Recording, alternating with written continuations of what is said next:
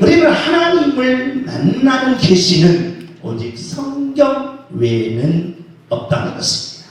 그 성경을 해석하는 데는 바로 풍의적이나 논리적이나 여러 가지 해석 방법이 있는데 바로 존재론적 해석 방법이라는 겁니다. 존재론적 해석 방법은 하나님이 살아계시다는 것을 하나님의 이름과 하나님의 성격과 하나님의 일을 통하여 하나님의 살아계심을 만나라는 것입니다. 그래서 하나님의 일에 대해서 정확하게, 그리고 하나님의 성격에 대해서 정확하게, 하나님의 이름에 대해서 정확하게 계시하고 있다는 것입니다.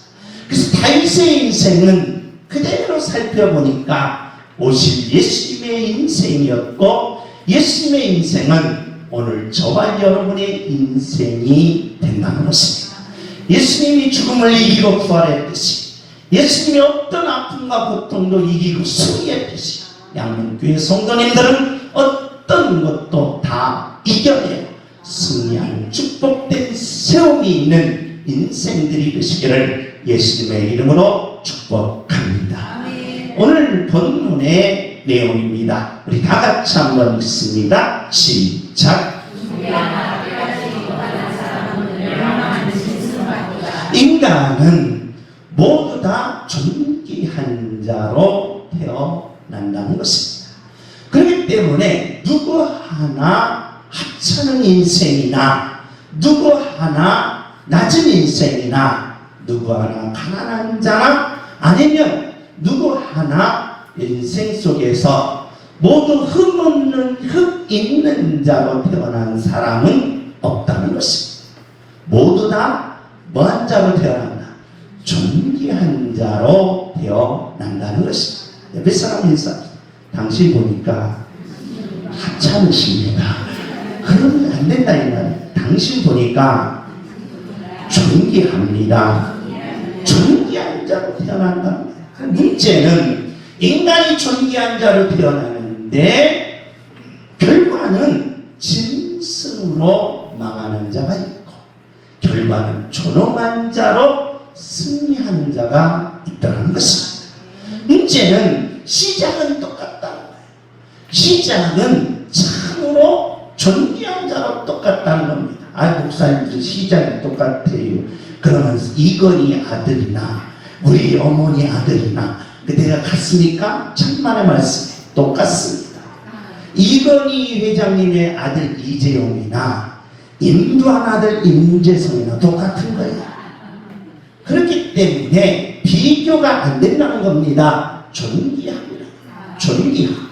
그런데 문제는 인간이 살면서 자기 스스로 존귀함을 버리고 짐승으로 가느냐, 아니면 그 존귀함을 살려서 존엄으로 가느냐, 이게 중요하다는 거예요. 다윗은 이것을 고민한 겁니다. 내가 존귀한 자로 태어나서 점점 짐승의 인생을 살 것이냐, 아니면 존엄한 인생을 살 것이냐, 이것이 다윗에게 숙제였다는 것입니다.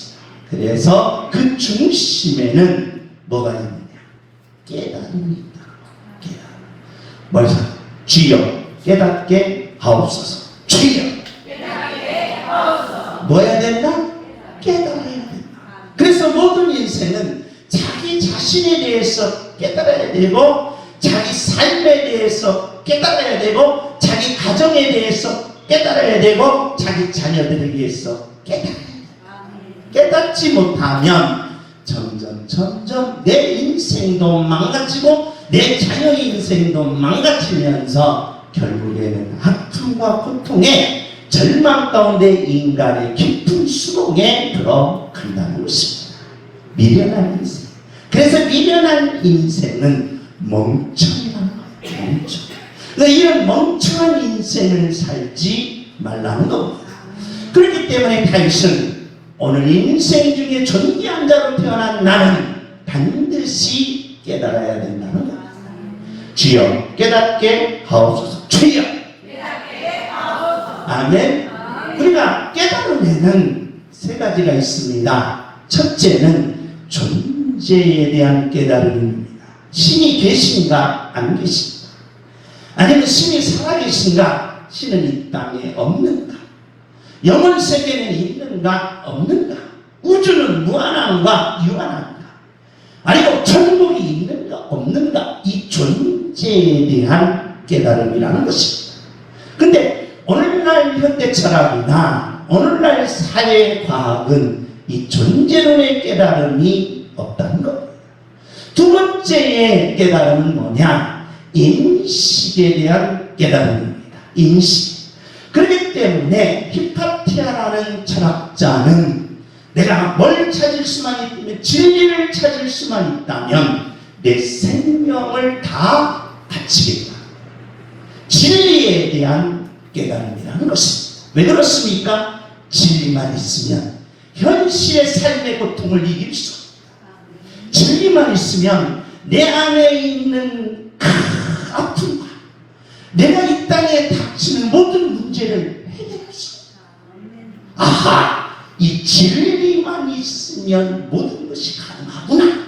그래서 진리는 바로 이 내 몸속에서 폭발적으로 일으키는 능력과 같다. 그렇기 때문에 바로 이 진리에 대한 깨달음입니다. 그래서 이 인식의 깨달음이라고 합니다. 그런데 마지막으로 깨달음이 있습니다. 가치의 깨달음입니다. 그래서 오늘날 이 깨달음에 이 가치에 대한 깨달음을 가진 자가 종교를 만들었습니다. 누굽니까? 석가모니입니다.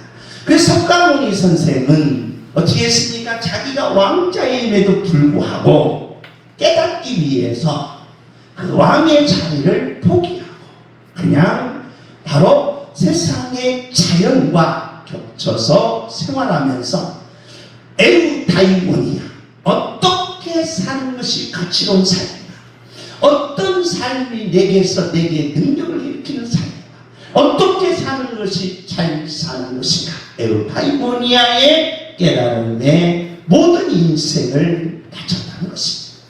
그래서 그 종교는 지금도 다 머리를 깎고 속세에 들어가서 이 깨달음에 대한 몸부림을 치고 있습니다.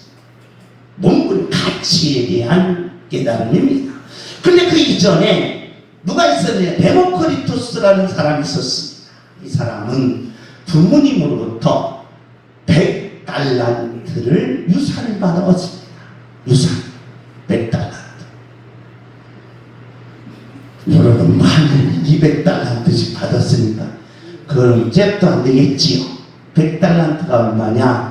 당시에 한 달란트가 군함 한 척을 샀습니다. 군함. 이 군함이 뭐냐? 바로 미군이 가지고 있는 이 군함은 한 개에 3조 넘습니다. 3조가 넘습니다. 4조 가까이. 이걸 몇 개나 받았다? 몇 개나 받았다? 100개나 받은 거예요. 100개. 유산이 50조를 받아내요. 50조. 별로. 따라서 우리 부모님이 부자 돼서 이런 유산 밖에 없어. 절대. 개뿔 한 것도 없습니다. 그럼 되게 안 된다. 유산이 얼마나 없었어. 그럼 데모크리토스. 그런데 데모크리토스가 가치에 대한 깨달음을 갖기 위해서 100조를 가지고, 몇 조? 아까 몇 조라고 했죠? 50조를 가지고 그걸 깨달음을 위해서 투자했어요. 그래서 그게 바로 원자론이 나온 겁니다. 원자론. 여러분, 우리가 이 땅에 살면서 이 가치에 대한 한 가지만 깨달아도 이런 위대한 역사를 만들어내는데, 포기한 인식론의 깨달음, 포기한 존재론, 이 세 가지를 깨닫는다? 여러분같이 놀라운 하나님의 역사를 이룰 줄 믿습니다. 이게 믿는 자의 능력이에요. 그래서 다윗은 이 세 가지를 깨닫기 위한 몸부림이 시편 49편에 그대로 게시되어 있다는 것입니다. 그럼 이 세 가지를 깨닫는 다윗의 모습은 첫째로 무엇을 깨닫기를 원했느냐? 우리 다 같이 한번 읽습니다. 시작. 시작.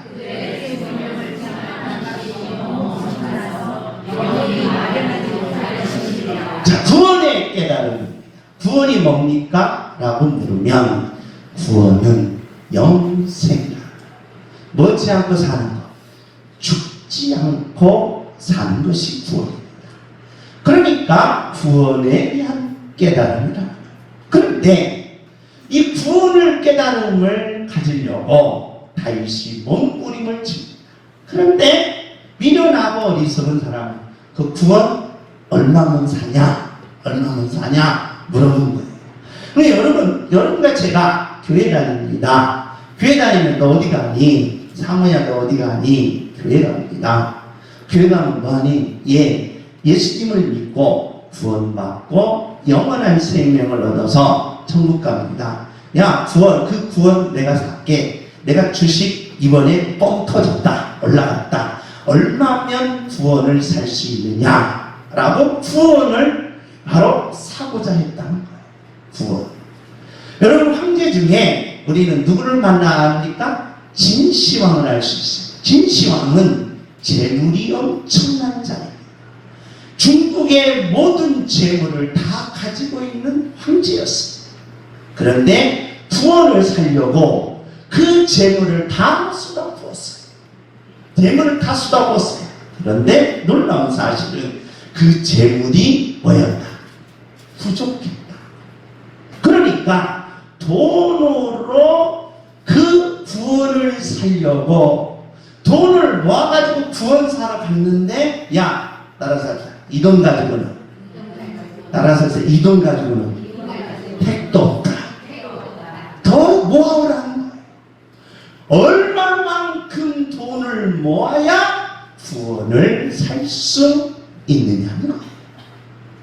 그래 당시의 다윗도 지금 이 내용을 그대로 묘사하면서 세상 사람들이 금을 모으고 돈을 모아서 구원을 살려고 왔다. 구원을 살려 왔다. 그런데 구원을 사러 왔는데 네가 가진 돈이 얼마냐? 1억? 야, 좀 더 모아. 네가 가진 돈이 얼마냐? 10억? 좀 더 모아. 네가 가진 돈이 얼마냐? 100억? 좀 더 모아오너라. 그것 가지고는 뭘 살 수 없다. 구원을 살 수 없다.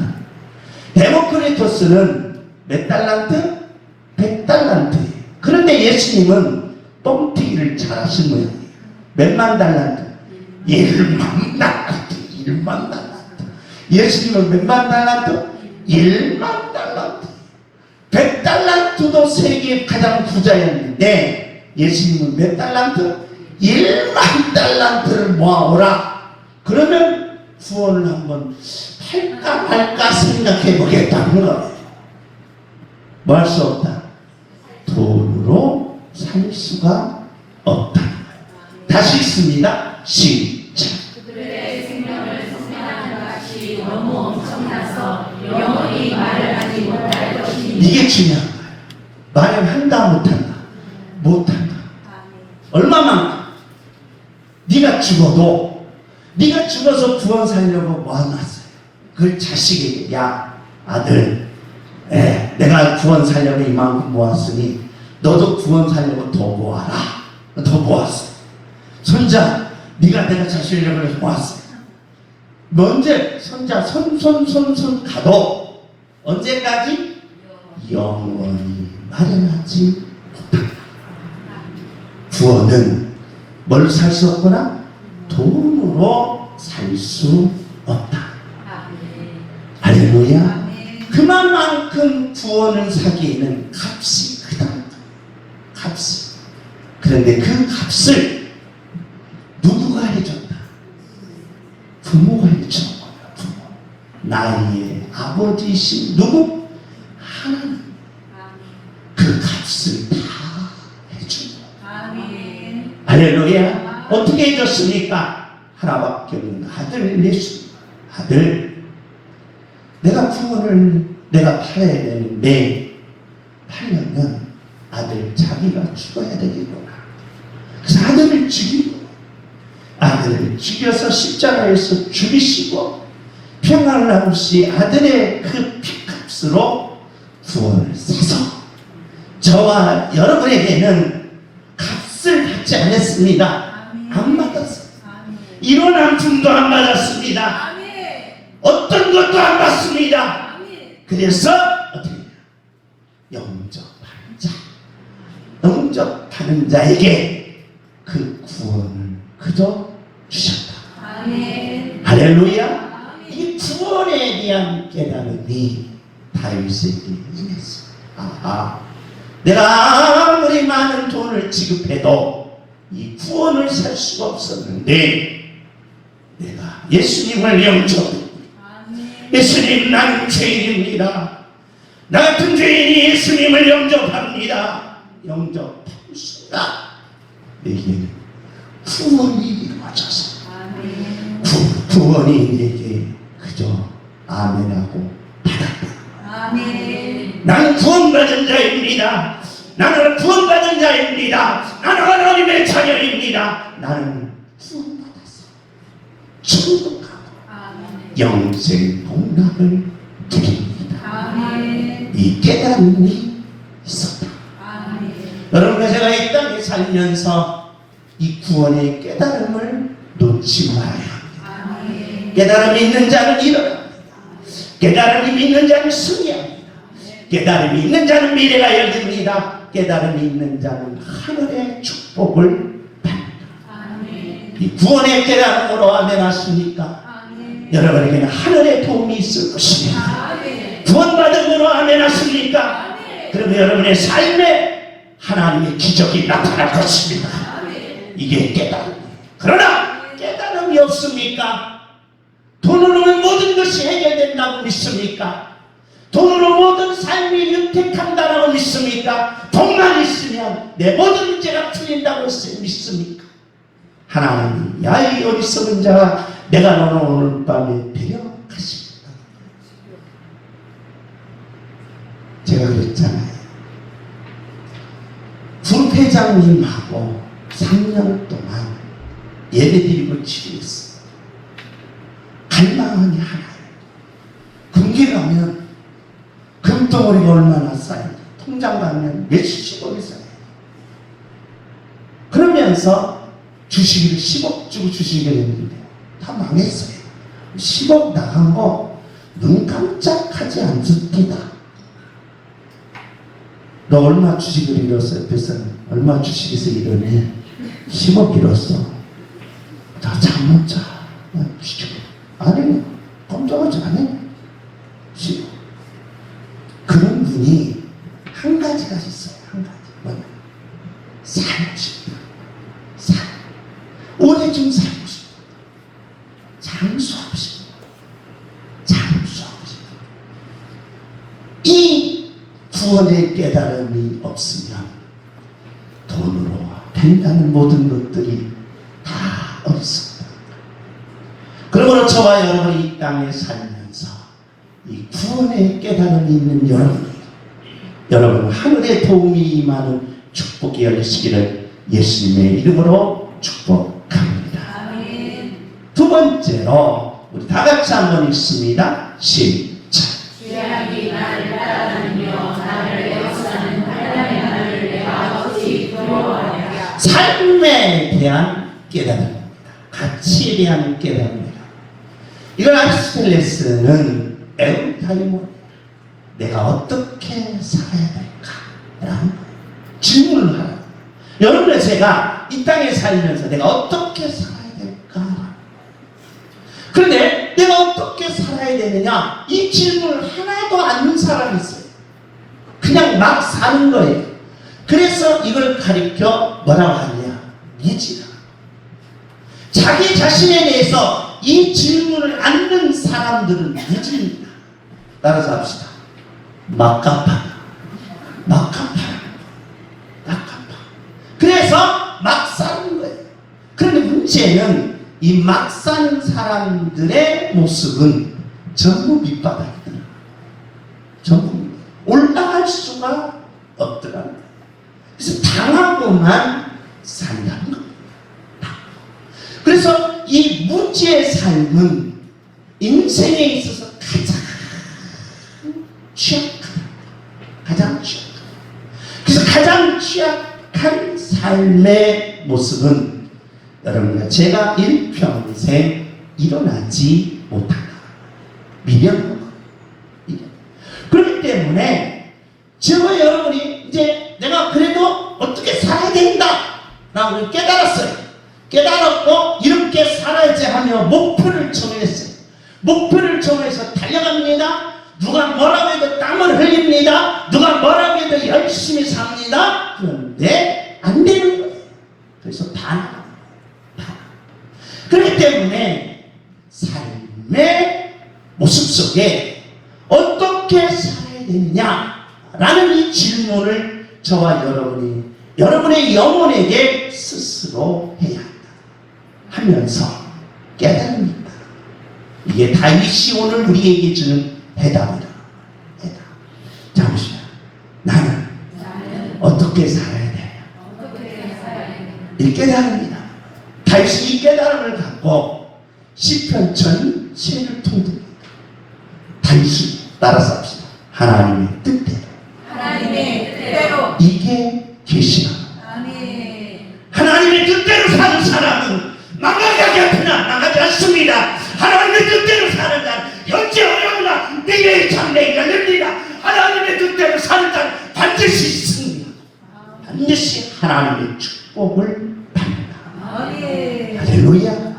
그러나 반항하시면 반항하시라. 하나님으로 따라가면서 교회는 잘못됐다라고 하면서 반항하라. 취약한 절망 속에서 여러분의 목표를 잡고 갚으라는 거예요. 그게 됩니까? 안 된다. 미련한 인생 속에 망하지 말고 미련한 인생 속에 실패하지 말고 반드시 저와 여러분이 everytime 어떻게 살아야 되냐라고 물을 때 주여 나는 하나님의 뜻대로 살겠나이다라는 깨달음으로 일어나십시오. 꿈을 향해 달리십시오. 목표를 향해 전진하십시오. 그래서 승리의 기간을 여러분과 여러분의 삶 속에 누리는 축복이 열리시기를 예수님의 이름으로 축복합니다. 주님 하나님의 뜻대로 살게 하옵소서. 주여 하나님의 뜻대로 살게 하옵소서. 아멘. 세 번째의 깨달음. 다윗이 깨달았던 세 가지 중에 세 번째의 깨달음입니다. 우리 다 같이 한번 읽습니다. 시작.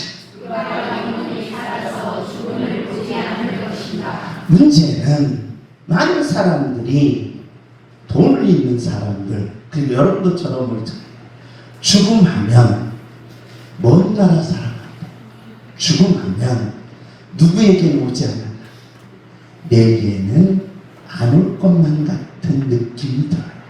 여러분 그 느낌 아시죠? 따라서 느낌대로 삽시다. 따라서 느낌대로 삽시다. 죽음은 따라서 죽음은 내게 안 오는 느낌이 있다. 이게 중요해. 이게 멍청해. 그러니까 여러분같이가 죽음하면 뭐냐? 먼 나라 이야기고 그런 죽음은 내게 안 올 것만 같은 거. 나와는 관계가 없고 나와는 상관이 없고 나와는 머리가 있고 그래서 죽음하면 내게는 안 올 것만 같고 내게는 그 느낌이 없는 거예요. 그래서 내게는 그게 안 이루어진다는 데 이게 문제가 있어요. 그런데 놀라운 사실 죽음은 어떻게 오더라? 하루아침에 오더라. 언제 어디서 올지 모른다. 죄송합니다. 제가 일하다가 밑에서 고치는데 위에서 엘리베이터가 쿵 떨어졌어요. 제가 달 한 장만 있으면 머리를 맞아서 그 자리에 직사했어요. 근데 이게 정확하게 흉추 6번, 7번에 딱 맞으니까 두고 보니까 아무리 여기는요 돌덩어리가 올려도 풍녀도 살아나요. 거기에 정확히 맞았어요. 그래서 제가 하나도 안 다친 사람들이 다 질색에 대해서 놀랬는데 내가 그대로 웃으면서 나오니까 괜찮나? 제가 속으로 너무 하나님 앞에 감사했어요. 하나님 오늘도 살려주셔서 감사합니다. 죽음은 누구에게나 다 지금 앞에 와 있어요. 죽음 앞에 와 있어요. 그래서 하이데커는 인생에 있어서 매일매일 안 잊어버릴 게 딱 한 가지입니다. 여러분과 제가 안 잊어버린 게 뭐예요? 돈이에요. 돈. 그래서 돈은 뭐 하려고 그래요? 안 잊어버리려고 어떻게 해요? 뭘 챙겨? 양문교회인들 너무 부자라 돈을 안 챙기는가 봐요. 여러분과 제가 다 챙기는 게 뭐 챙겨? 돈 챙기는 거예요. 지갑은 돈에 들어있기 때문에 지갑 챙겨. 빈 지갑 챙겨야 안 챙겨. 핸드폰 챙겨야 안 챙겨. 챙기죠. 왜? 못 들어있어요. 돈 빼가니까 챙기는 거예요. 돈 빼가니까. 돈이에요. 그러니까 돈을 챙긴다 이 말이에요. 그래서 사람은 하루에도 돈 생각을 얼마나 많이 하는지 몰라요. 얼마나 많이. 여러분이 돈 생각 안 하는 것 같아도 전철 탈 때 뭔 생각해? 돈 생각해. 얼마나 가지? 버스 탈 때 돈 생각해. 밥 먹을 때 돈 생각해. 그 다음에 커피 마실 때 돈 생각해. 청년들은 감성 커피 가져가서 그 돈 생각. 돈 생각 않는 법이 없다 이 말이에요. 근데 다윗은 바꾸라는 거예요. 바꾸라는 거예요. 돈 생각은 일단은 내려놓고 내가 생각 우선 순위가 뭐냐라고 물으면 뭐다? 죽음이다. 그래서 여러분이 젊던 연세됐던 하루의 생각의 출발을 뭘로 해요? 죽음으로 하라. 이게 하이데거 말이에요? 제 말이 아니에요? 그런데 왜 죽음으로 생각하냐? 죽음을 생각하면 오늘 삶이 능력이 있다는 거예요. 오늘 삶이 가치가 있다는 거예요. 오늘 삶이 기적이 있다는 거예요. 오늘 삶을 하늘에서 내려오는 축복을 받을 수 있는 기회가 있다는 거예요. 곧 죽음은 기회요, 죽음은 능력이요, 죽음은 축복이다. 누가 말씀하신 거예요? 예수님이. 그래서 나는 죽어도 살겠고 살아서 믿는 자는 영원히 죽지 아니하리라. 나는 부활이다. 말입니다. 그래서 이 죽음에 대한 깨달음이 임했다. 왜 그렇습니까? 죽음 뒤에는 반드시 기다리는 게 있어요. 뭡니까? 우리 다 같이 한번 읽습니다. 시작. 그들은 나같이 소의 위로 작정되었으니 사망이 그들의 목자일 것이라. 정직한 자들이 자신의 그들을 다스리니 그들의 아름다움은 소멸하고 소의 그들의 거처가 되리라. 우리는 생각합니다. 불러도 이승에서 불러야 좋지. 어디에 불러도 거름덩이나 똥통에 불러도 이곳이 낫다는 말이에요. 천만의 말씀입니다. 저와 여러분이 이 땅에 살면서 가지 말아야 될 것이 없느냐? 지옥입니다. 이 땅에 험난한 삶을 삽니다. 이 땅에서 내가 부자가 되지 못하면서 평범하거나 또 사람들이 보기에 가난한 자로 삽니다. 그렇다면 그래도 여러분과 저는 어디 가지 못해야 된다? 지옥 가면 안 된다. 저는 신앙생활 하면서 여러 가지 체험을 했습니다. 제가 입신을 체험할 때가 있었어요. 입신에서 천국도 가보고 지옥도 가봤습니다. 지옥 안에는 안 들어가고 지옥 문에 제가 들어가서 환상을 본 적이 있습니다. 여러분 입신에 들어가면 내 영이 이렇게 붕 뜨는 그런 환상이 열립니다. 그래서 제가 지옥 입구에 들어갔는데 어떤 입신이었느냐? 저는 아직도 그게 끔찍해서 지금도 어떻게 하면 저 사람을 지옥 가면 안 된다라고 할 정도로 몸부림칠 때가 있습니다.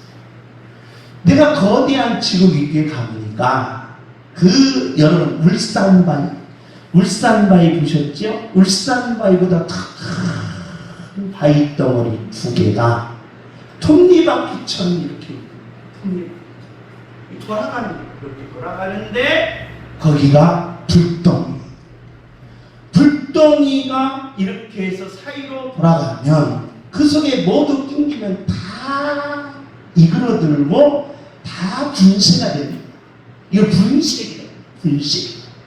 그 거대한 분쇄기가 톱니바퀴로 돌아가는 그 소리가 얼마나 두려운지 제가 공부에 들었어요.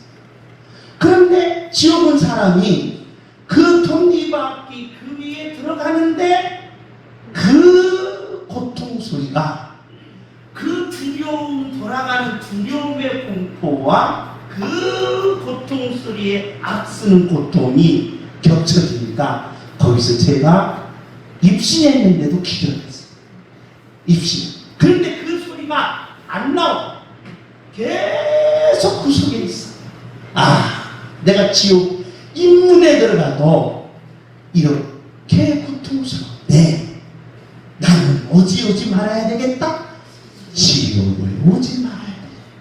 지옥은 가지 말아야 돼. 지옥은 죽어도 안 가게 하옵소서. 주여. 지옥은 죽어도 안 가게 내가 죽어도 지옥은 가나봐라. 주여. 어디 가지 마라? 지옥 가지 마라. 지옥은 가지 마라. 지옥은 가지 마라. 그래서 부자와 나사로의 하나님께서 이 부자의 나사로의 이 대화 중에 가장 가난했던 나사로가 어디가?